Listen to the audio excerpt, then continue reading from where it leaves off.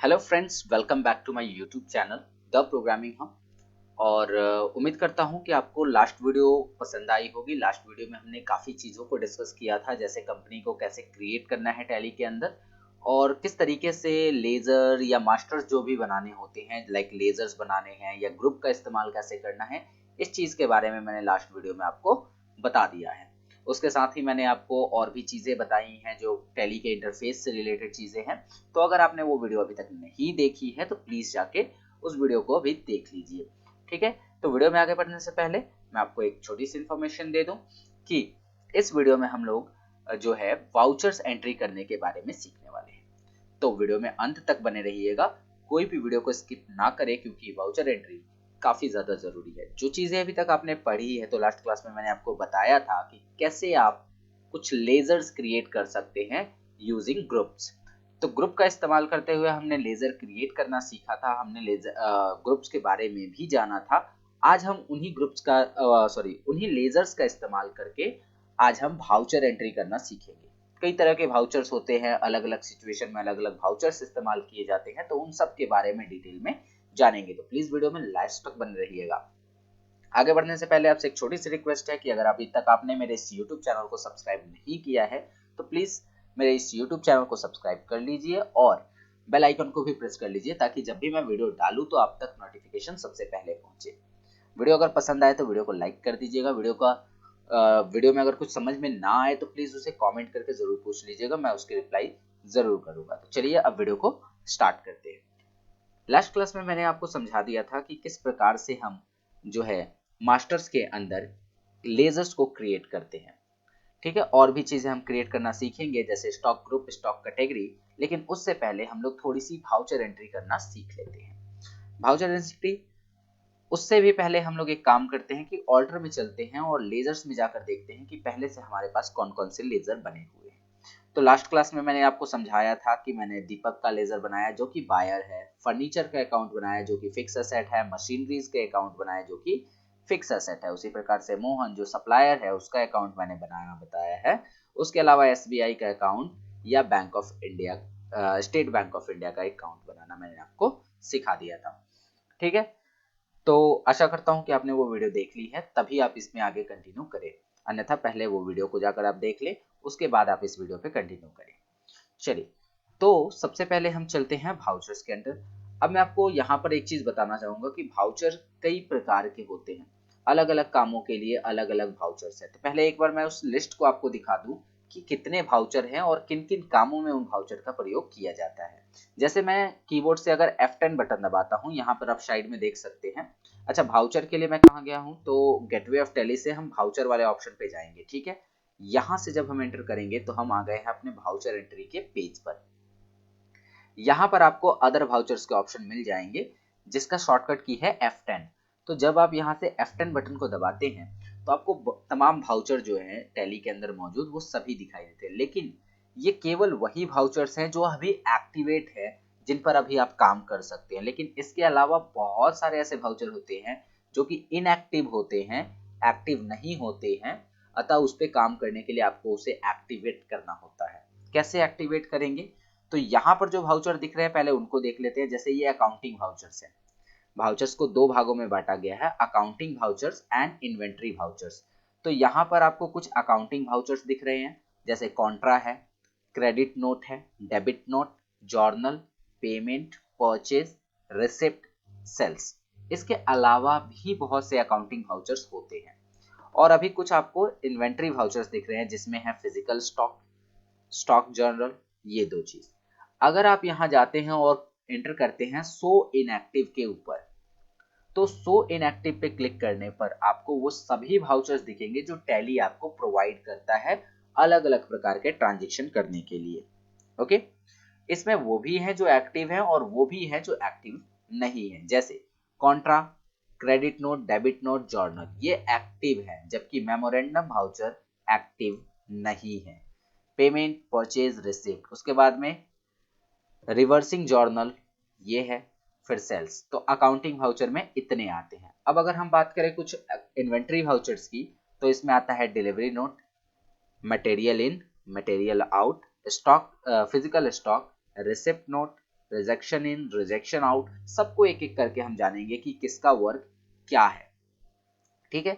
फिर कुछ order vouchers हैं जो कि सामान के ऑर्डर से रिलेटेड होते हैं, जैसे job work in order, job work out order, purchase order, sales order.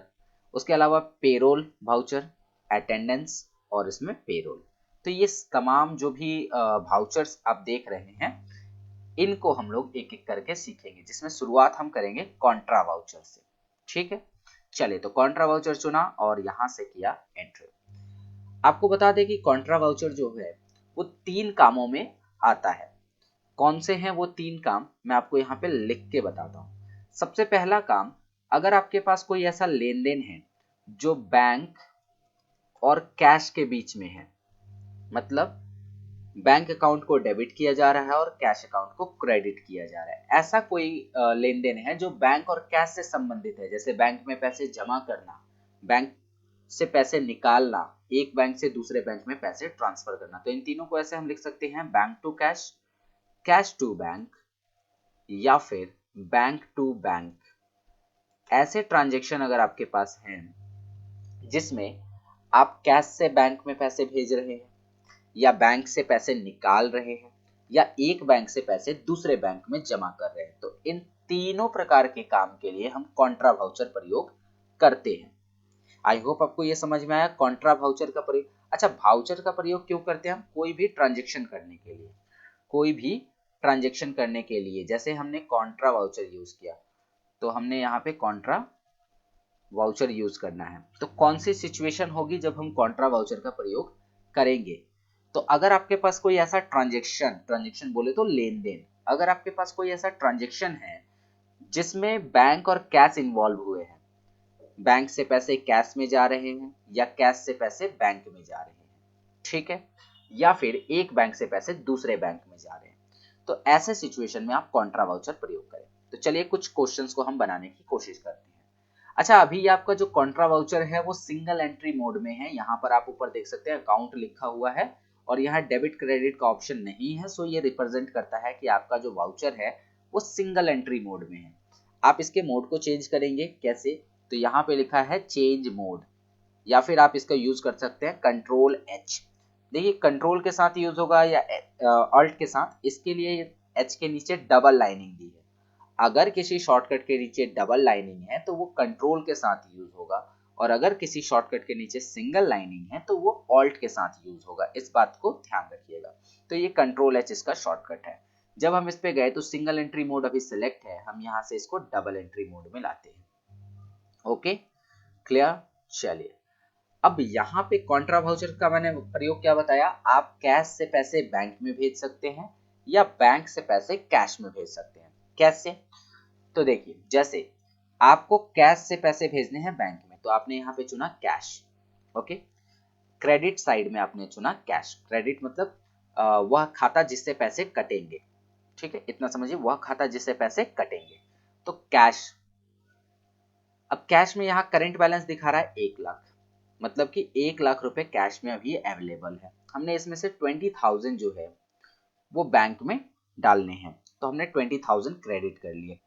अभी आप देखो कि कैश में ओनली 80,000 रुपीज रह गए, ओनली 80,000 रुपीज रह गए, क्योंकि 20,000 अब इसमें से कट जाएंगे। और वो कहाँ जाएंगे? तो ये state bank of India, SBI दोनों एक ही है, क्योंकि मैंने एलियास के अंदर, आपको याद हो मैंने स्टेट बैंक ऑफ इंडिया का जब लेजर बनाया था तो उसमें एलियास में उसका शॉर्ट नेम भी रखा था एसबीआई। तो दोनों शो कर रहा है, ये दो अलग अलग बैंक नहीं है, एक ही बैंक है। तो यहाँ पर मैंने एसबीआई लिया। देखो जैसे ही मैंने एसबीआई लिया, state bank of India automatic आ गया। मैंने लिया था एसबीआई, बट ये किसको रिप्रेजेंट कर रहा है? स्टेट बैंक ऑफ इंडिया को। कितना? तो हमने यहाँ पे डाला 20,000। That's it. तो यहाँ पर पूछ रहा है नंबर ऑफ नोट्स कितने डाले होंगे। जब भी आप पैसे जमा करने जाते हैं बैंक में तो आप ये भी बताते हैं कि आपने नंबर ऑफ नोट्स कितने डाले हैं। तो सपोज आपने 20,000 रुपए डाले हैं तो 500 के कितने नोट्स आपने डाले होंगे, ठीक है। तो 500 के कितने नोट्स आपने डाले होंगे? तो आप कहेंगे 40 नोट्स, ठीक है। 40 नोट्स आपने जो है 500 के डाले होंगे। ओनली 500 अगर है तो ऐसे आप इसके स्किप भी कर सकते हैं, इसके लिए कोई इशू नहीं है कि आपको इसे डालना ही है, आप इसे स्किप भी कर सकते हैं। ओके, तो आप यहाँ पर देखिए कि एंट्री हमारी हो चुकी है, हमने कैश अकाउंट को क्रेडिट किया। कॉन्ट्रा में याद रखिएगा पहले क्रेडिट साइड होता है फिर डेबिट साइड होता है। तो कैश अकाउंट को हमने क्रेडिट किया, 20,000 अमाउंट डाला, फिर डेबिट में हमने स्टेट बैंक ऑफ इंडिया या उसका शॉर्ट नेम SBI चूज किया। ठीक है, अब नीचे यहाँ पर आए तो नोटों की संख्या पूछी, हमने नोटों की संख्या भरी और उसके बाद हम आगे बढ़े। अब यहाँ नैरेशन पूछ रहा है कि एक्चुअली में आपने जो काम किया है इसका मतलब क्या है, तो आपको यहाँ नैरेशन लिखनी है। क्या लिखना है? डिपॉजिट RS 20,000 इन बैंक। मतलब आपने क्या लिख दिया कि इसका मतलब है आपने बैंक में 20,000 रुपए डिपॉजिट किए हैं, जमा किए हैं। तो कॉन्ट्रा वाउचर का एक यूज समझ में आया। बैंक और कैश के बीच में होने वाले लेन देन को कॉन्ट्रा वाउचर से किया जाता है। अब जब आगे बढ़ेंगे तो ये एक्सेप्ट के लिए पूछेगा, देन आप एक्सेप्ट कर सकते हैं इसे। आई होप आपको ये चीजें समझ में आ गई। चलो, कॉन्ट्रा वाउचर का दूसरा यूज सीखते हैं, जो है पैसे को निकालने से संबंधित। ठीक है, तो जब हम पैसे जमा कर रहे थे तो हमारा कैश जो है वो क्रेडिट हो रहा था, लेकिन जब हम उस पैसे को निकालेंगे तो यही ट्रांजैक्शन उल्टा हो जाएगा। इस बार हमारा बैंक क्रेडिट होगा और कैश डेबिट होगा। तो पैसे को निकालने से संबंधित अगर हमें ट्रांजैक्शन करना है तो भी हम कॉन्ट्रा वाउचर का ही प्रयोग करेंगे। अब यहाँ पर SBI अकाउंट हमने लिया। अब करंट बैलेंस इसका क्या दिखा रहा है? 20,000, क्योंकि हमने 20,000 इसमें जमा कर रखा था। अब इसमें से हम क्या करते हैं कि 5,000 को क्रेडिट कर लेते हैं, मतलब निकाल लेते हैं। तो हमने 5,000 इसमें से क्रेडिट किया। ओके, आगे बढ़े। तो अभी जो करंट बैलेंस इसका हो गया वो 15,000 हो गया, क्योंकि 20,000 में से हमने 5,000 निकाल लिया है। तो डेबिट कौन होगा? जाहिर सी बात है, जब आप पैसे निकालेंगे तो कैश में वो पैसे जाएंगे। तो यहाँ पर हमने इस ट्रांजेक्शन को उल्टा बनाया। एक बार हमने जब 20,000 जमा किए तो बनाया ट्रांजेक्शन, दूसरा जब हमने उसमें से पैसे निकाले तो उसका ट्रांजेक्शन बनाया। ठीक है, अभी यहाँ पर आप कैश की करंट बैलेंस देख सकते हैं। कैश में 80,000 था, 5,000 जब इसमें डिपॉजिट जमा हुआ तो ये 85,000 हो गया। आई होप कि आपको ये चीज समझ में आ रही है। ओके, चलो नरेशन हम क्या लिखेंगे? सॉरी फॉर डिस्टर्बेंस, ट्रेन पास हुई है अभी। चलो, तो नरेशन हम क्या लिखेंगे? नरेशन में हम लोग लिखेंगे विदड्रॉ। ठीक है, withdraw from bank of RS। ये लैंग्वेज आपकी है, आप इसे जैसे चाहें वैसे लिख सकते हैं, बट ये आपके ट्रांजेक्शन को जस्टिफाई करना चाहिए। ठीक है, ये आपके ट्रांजेक्शन को जस्टिफाई करना चाहिए। ये जो आप नरेशन लिख रहे हैं ये आपकी लैंग्वेज है, मतलब आप समझाना चाहते हैं कि एक्चुअली आपने किस कारण से ऐसा ट्रांजेक्शन बनाया है। तो आपने क्या किया है? बैंक से पैसे निकाले हैं, तो आपने लिख दिया विड्रॉ फ्रॉम बैंक ऑफ ₹5,000, मतलब 5,000 रुपए बैंक से निकाले गए हैं। ठीक है, आपने यहाँ पे लिख दिया। That's it, clear. ओके, आपने अभी दो ट्रांजेक्शन किए। पहला ट्रांजेक्शन जब आपने बैंक में पैसे जमा किए, दूसरा ट्रांजेक्शन जब आपने बैंक से पैसे को निकाला। अब ये दोनों ट्रांजेक्शन आपको कहां दिखेगा? तो बैक आना है आपको वापस गेटवे ऑफ टैली पर और आपको जाना है डे बुक के अंदर। जब आप डे बुक में जाएंगे तो आपको दोनों ट्रांजेक्शन यहां पर दिख जाएंगे। अगर आप यूं ही बिना इन्हें ओपन की एक्सपैंड करके देखना चाहते हैं तो आप ऑल्ट के साथ F1 बटन को प्रेस करिए। ऑल्ट के साथ F1 बटन को जैसे ही आप प्रेस करेंगे तो आपको दोनों ट्रांजेक्शन जो है एक्सपैंड होके दिखेंगे, लाइक दिस। इसमें दिखा रहा है कि कैश अकाउंट जो है वो क्रेडिट हुआ है और स्टेट बैंक ऑफ इंडिया 20,000 से डेबिट हुआ है। ठीक है, उसी तरह से ये दिखा रहा है कि state bank of India credit हुआ है जबकि कैश 5,000 से डेबिट हुआ है। ये दोनों ट्रांजेक्शन आपको यहाँ पे शो कर रहा है। अब मान लीजिए कि इन ट्रांजेक्शन का आपको बिल चाहिए, मतलब ये जो भी आपने लेन देन किया इसका बिल चाहिए, आपको निकालना है, बिल प्रिंट करके निकालना है। तो पहले तो आप इस ट्रांजेक्शन को ऐसे ओपन कर लेंगे, तो जो ट्रांजेक्शन आपने किया था वो ट्रांजेक्शन आपको सामने दिखाई देगा। अब इसके बाद आपको क्या करना है? यहाँ पर आप देख सकते हैं लिखा होगा प्रिंट, और इसका शॉर्टकट क्या है? ऑल्ट के साथ पी। मैंने बताया कि जब भी सिंगल लाइनिंग हो तो ऑल्ट के साथ यूज करेंगे, तो ऑल्ट के साथ पी करेंगे एंड करंट रिसिप्ट यहां से प्रिंट करेंगे। ठीक है, आप एक चीज नोटिस करना कि यहाँ पर टाइटल दे रहा है कॉन्ट्रा वाउचर, सही है। प्रिंटर क्या दे रहा है? इप्सन L220 सीरीज, जो कि मेरे प्रिंटर का है। ठीक है, मेरे पास जो प्रिंटर है ये उसका नाम है। हो सकता है कई बार हमारे पास प्रिंटर अवेलेबल नहीं होता है और हम क्या करते हैं कि इस बिल को प्रिंट ना करके पीडीएफ में सेव करना चाहते हैं। तो फिर यहाँ पर हमें इसकी कॉन्फ़िगरेशन चेंज करनी होगी और प्रिंटर का नाम यहाँ बदलना होगा, क्योंकि अगर प्रिंटर का नाम यही शो करता रहेगा तो फिर जब भी हम प्रिंट में लगाएंगे तो ये प्रिंटर से डायरेक्ट प्रिंट हो जाएगा, जबकि हमें ऐसे प्रिंट नहीं करना है, इसका पीडीएफ बनाना है। ओके, तो हम क्या करेंगे, यहाँ कॉन्फ़िगर पे चलेंगे। कॉन्फ़िगर पे जाने के बाद आप इधर आइए प्रिंटर सेटिंग में। प्रिंटर सेटिंग में आप देखो प्रिंटर का नाम क्या शो कर रहा है, एप्सन L220 सीरीज दिखा रहा है। तो आप जब इस पे एंटर करेंगे तो आपके पास ऑल्टरनेटिव जितने प्रिंटर होंगे उसका नाम शो कर देगा। अब यहाँ से आपको लेना है माइक्रोसॉफ्ट प्रिंट टू पीडीएफ। जब आप इसे लेंगे और इसे एक्सेप्ट करेंगे तो आपके सामने ये डायलॉग बॉक्स आएगा, आपको बस ओके कर देना है। आप देखो कि प्रिंटर का नाम चेंज हो गया है। अब आप इस कैप बटन दबा के या कंट्रोल ए बटन दबा के वापस आ सकते हैं।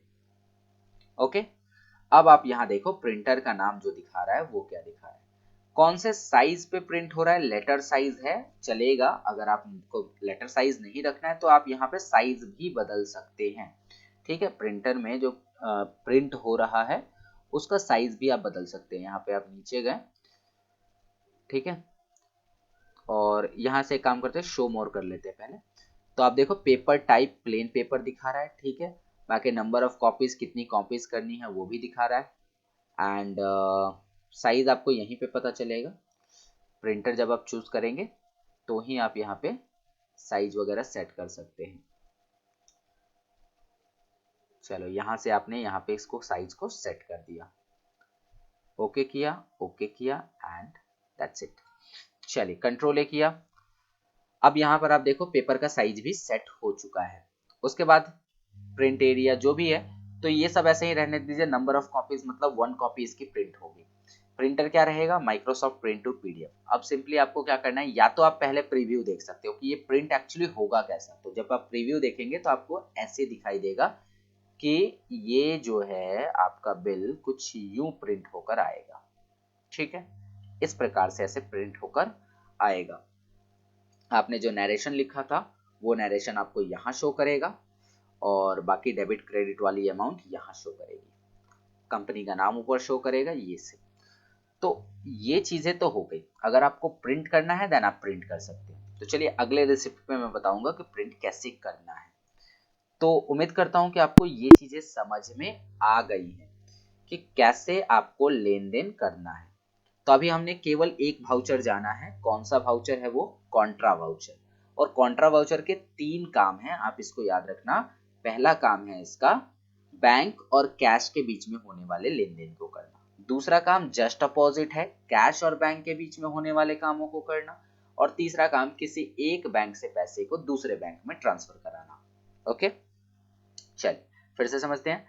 बैंक में पैसे जमा करना हो, बैंक से पैसे निकालना हो या एक बैंक से पैसे को दूसरे बैंक में ट्रांसफर करना हो, तो तीनों ही सिचुएशन में हम कॉन्ट्रा वाउचर को प्रयोग करेंगे। दैट्स इट, क्लियर है। चलो आगे बढ़े। दूसरा जो वाउचर है हमारे पास वो वाउचर होगा पेमेंट का। हम यहीं से देख लेते हैं। दूसरा जो वाउचर है कॉन्ट्रा के जस्ट नीचे आपको दिख रहा होगा पेमेंट वाउचर। पेमेंट वाउचर की कहानी क्या है कि जब आप पेमेंट वाउचर का यूज करते हैं तो नाम से इसके देखिए कि इसके नाम में क्या छुपा है। इसके नाम में लिखा है पेमेंट। मतलब क्या कि इससे आप किसी को कोई पेमेंट कर सकते हैं। पेमेंट लाइक किसी को सैलरी दे सकते हैं, ठीक है, किसी को रेंट पेड कर सकते हैं, ठीक है, किसी पार्टी को पैसे दे सकते हैं। पार्टी पेड मतलब किसी पार्टी को, जैसे मान लो कि आपने आज किसी से सामान खरीदा उधार में, तो उसको पैसे देने हैं तो वो आप पेमेंट वाउचर से दे सकते हैं। ओके, या फिर यूं हो सकता है कि आपने किसी से पैसे उधार लिए थे, उसको पैसे देने हैं, तो वो भी आप पेमेंट वाउचर से। तो ओवरऑल हम कह सकते हैं कि किसी भी तरह का पेमेंट अगर हो तो हम वो पेमेंट वाउचर से पास करा सकते हैं।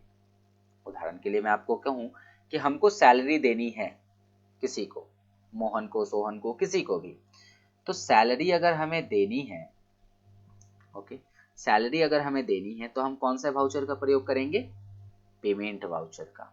ठीक है, चलो अब पेमेंट वाउचर में हम चले गए। तो ये कह रहा है पेमेंट नंबर 1, मतलब पेमेंट का पहला क्वेश्चन बताइए क्या करने वाले हैं। तो हमने कहा कि हमको सैलरी देनी है। तो इधर कहीं भी आपको सैलरी का तो लेजर दिखाई नहीं दे रहा है, क्योंकि हमने लिमिटेड लेजर्स ही बनाए थे। अब फिर से बैक जाकर और जैसे यूं फिर से बैक जाकर चार्ट ऑफ अकाउंट में जाकर या क्रिएट में जाकर फिर से लेजर बनाना, ये थोड़ा सा ज़्यादा वर्क हो जाएगा। तो हम एक काम करते हैं, हम यहीं पे लेज़र बना लेते हैं। यहाँ पे लेज़र कैसे बनाएंगे, तो हम गए यहाँ पर क्रिएट के ऊपर। जब इस लिस्ट में आपको लेज़र ना मिले, जो लेज़र आपको चाहिए वो लेज़र अगर इस लिस्ट में ना मिले, तो आप क्रिएट कर सकते हैं इमीडिएटली। इसका ऑल्ट सी होता है इसका शॉर्टकट की। तो हमने यहाँ पर बनाया। हमको क्या करना है भाई, तो हमको तो सैलरी देनी है, तो हमने लिखा सैलरी पेड करनी है। अच्छा, सैलरी पेड हुई तो ये क्या हुई, इनडायरेक्टली आपको एक्सपेंस हो गई। सैलरी पेड का जो अंडर ग्रुप माना जाएगा वो क्या माना जाएगा, इनडायरेक्ट एक्सपेंस। इतना ही नहीं, salary paid, rent paid, commission paid या किसी भी तरह का पेमेंट आप कर रहे हैं तो उसका अंडर ग्रुप आप इनडायरेक्ट एक्सपेंस ही रखेंगे। ठीक है, चलो कंट्रोल ए किया, यहाँ पर देखो सैलरी पेड का लेजर आ गया। इस लिस्ट में जो सैलरी पेड का लेजर नहीं था, अब ये सैलरी पेड का लेजर आ चुका है। मैंने माना कि 4,000 की सैलरी हम दे रहे हैं किसी को, कोई भी इंसान हो सकता है, राजू, मोहन, सोहन, कुछ भी हो सकता है। लेकिन याद रखिएगा यहाँ पे नाम को प्रायोरिटी नहीं देंगे। नाम को प्रायोरिटी देने की मतलब होता है कि हम उस व्यक्ति को उधार में पैसे दे रहे हैं। ओके, चलो तो सैलरी पेड अकाउंट को हमने 4,000 रुपए से डेबिट किया, मतलब हमने सैलरी के नाम पे 4,000 दिखाए। और ये जो पैसे हैं कहाँ से क्रेडिट किए, तो इस पैसे को हमने कैश से या बैंक से क्रेडिट किए होंगे। ठीक है, पेमेंट वाउचर के बारे में आपको एक बात और बता दें कि डेबिट साइड में चाहे कुछ भी हो, क्रेडिट साइड में कैश या बैंक का होना कंपल्सरी है। थोड़ी देर के लिए अगर मैं मान लूं कि यहाँ पे मैं दीपक रख दे रहा हूँ क्रेडिट साइड में, ये गलत है ट्रांजेक्शन। और जब मैं इसे एक्सेप्ट कराऊंगा ना, तो मुझे एक वार्निंग मैसेज मिलेगी और उस वार्निंग मैसेज में लिखा होगा नो कैश और बैंक क्रेडिटेड। मतलब पेमेंट वाउचर के अंदर कैश और बैंक अकाउंट का क्रेडिट होना कंपल्सरी होता है।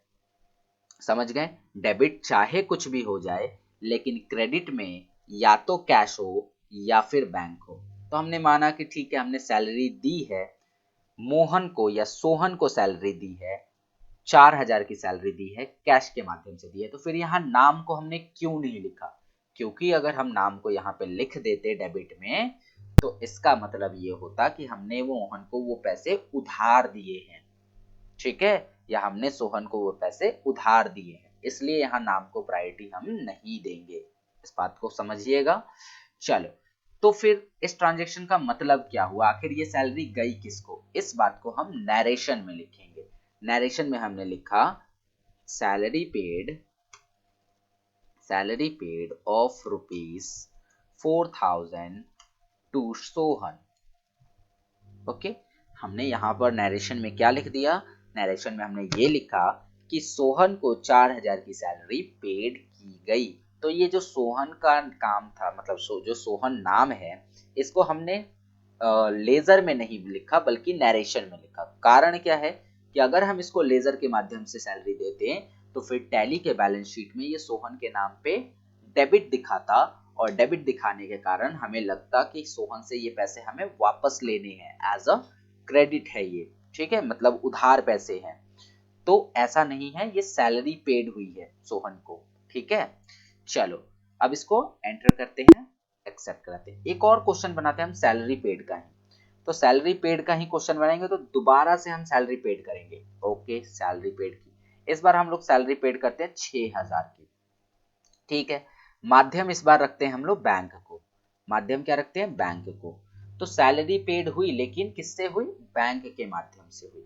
तो बैंक के माध्यम से हुई, तो हमने नरेशन में क्या लिखा, नरेशन में लिखा salary paid, salary paid to Rahul of ₹6,000 by bank.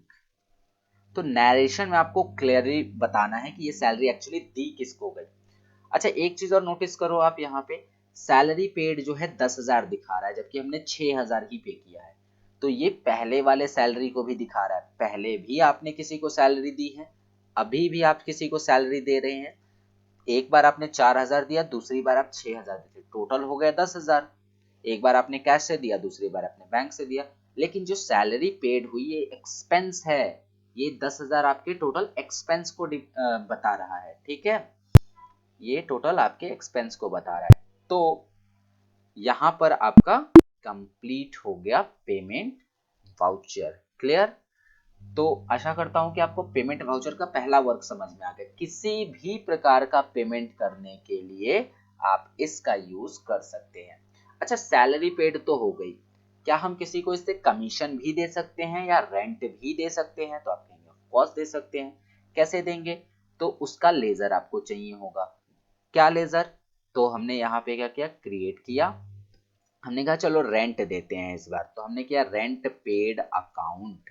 Indirect expense ही होगा क्योंकि इनडायरेक्टली हम एक्सपेंस कर रहे हैं, रेंट देना मतलब एक्सपेंस करना।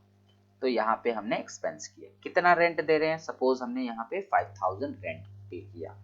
और माध्यम क्या रहा, कैश या बैंक? क्योंकि मैंने बताया आपको पेमेंट के क्रेडिट में दो ही चीज हो सकती है, या तो कैश हो सकता है या तो बैंक हो सकता है, या तो कैश हो सकता है या तो बैंक हो सकता है। तो यहाँ पर ये क्या माध्यम रहा, कैश या बैंक? तो आप कहेंगे कि ये जो माध्यम था वो कैश था। ये आपके ऊपर पूरा डिपेंड करता है, लेकिन मैं आपसे उम्मीद करूंगा कि आप इसे साथ साथ मेरे करते चले, जैसे मैं कर रहा हूं आप भी वैसे ही करते चले। ठीक है, आपको ये चीजें एग्जैक्टली क्लियर हो जाएंगी। अच्छा, रेंट पेड, तो आप यहाँ पे पूरा लिखेंगे rent paid to Suraj of ₹5,000 for the month for, ऐसे भी लिख सकते हैं, फॉर 01/04/2023 टू 01/05/2023। मतलब यहाँ पर आपने टाइम भी मेंशन कर दिया कि आपने ये सैलरी कब से कब तक की दी है, सॉरी रेंट कब से कब तक का दिया है। तो ये आपने रेंट दिया है 1/4/2023 से लेकर 1/5/2023 तक का। ठीक है, चलो ये हो गया हमारा, इसको एक्सेप्ट करा देंगे, ट्रांजेक्शन पास हो गई। तो एक वर्क तो आपको पेमेंट वाउचर का समझ में आ गया कि आप इससे किसी भी तरह का पेमेंट करवा सकते हैं। दूसरा जो वर्क होगा इसका, वो होगा किसी फिक्स एसेट को खरीदना। फिक्स एसेट मतलब फर्नीचर, मशीनरी, बिल्डिंग, कार, यानी वे सभी चीजें जो आपके बिजनेस में यूज हो रही हैं, ना कि सेल के लिए है।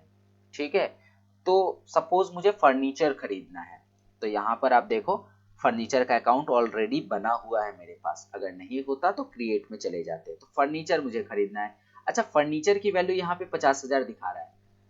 तो याद करिए लास्ट क्लास में मैंने आपको क्या बताया था कि जब हम फर्नीचर का अकाउंट बना रहे थे उसी समय हमने उसकी ओपनिंग बैलेंस 50,000 डाल दी थी। मतलब ये बता रहा है कि आपके पास ऑलरेडी 50,000 का फर्नीचर है और अब आप और फर्नीचर खरीदना चाहते हैं। तो मैंने कहा कि और 10,000 के फर्नीचर हमको क्या करने हैं, परचेज करने हैं। तो हमने खरीद लिया। और ये पैसे कहाँ से दिया, या तो कैश के माध्यम से देंगे या तो बैंक के माध्यम से देंगे। तो हमने यहाँ पे इस पैसे को बैंक के कैश के माध्यम से दे दिया। अभी आप देखो फर्नीचर की जो वैल्यू पहले 50,000 थी, अब वो 60,000 हो गई क्योंकि 10,000 का इसमें डेबिट आ गया। मतलब 10,000 की इसमें बढ़ोतरी हो गई, 10,000 का आपने और फर्नीचर खरीद लिया। फिर दूसरा यहाँ पर बता रहा है कि कैश, कैश की वैल्यू पहले 76,000 थी, अभी 10,000 उसमें से क्रेडिट हुआ, तो अभी बता रहा है कि आपके पास कैश जो है वो 66,000 डेबिट है। डेबिट का मतलब एसेट होता है, यहाँ पे याद रखना। ये डेबिट का मतलब है कि आपके पास अवेलेबल है, अगर क्रेडिट होता मतलब आपके ऊपर कर्ज होगा। तो ये बता रहा है कि कैश में भी आपके पास 66,000 रुपए अवेलेबल है। हो गया। उसके बाद में नरेशन हम लिखेंगे। याद रखिएगा नरेशन लिखना बहुत जरूरी होता है क्योंकि नरेशन ही हमारे ट्रांजेक्शन को जस्टिफाई करता है कि एक्चुअली में हमने क्या किया है। तो यहां पर हम लिखेंगे परचेज फर्नीचर ऑफ रुपीज 10,000। अब यहाँ पर आप ये भी बता सकते हैं कि ये फर्नीचर आपने किससे लिया है, फ्रॉम